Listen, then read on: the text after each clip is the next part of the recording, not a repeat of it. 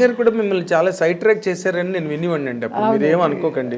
పర్లేదు, అయ్యో ఏముంది, ఎందుకంటే మెడ్రాస్ ఇండస్ట్రీలో పైనుంచి వింటూ ఉంటారులే.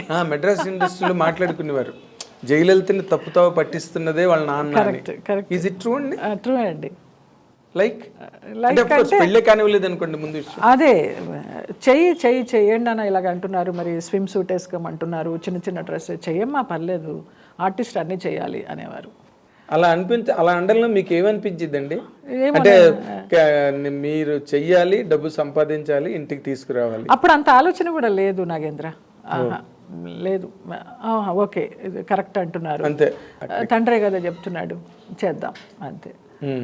చిన్నప్పటి నుంచి ఇలాగ స్కూల్ గుండెలకు అద్దుకొని ఎవరు చూస్తారా అని తలెత్తకుండా వెళ్ళిన ఫ్యామిలీ, తలెత్తకుండా వెళ్ళిన అమ్మాయిని మొత్తం అన్నీ ఓపెన్ ఇండస్ట్రీకి రాగానే ఆ అమ్మాయి అయినా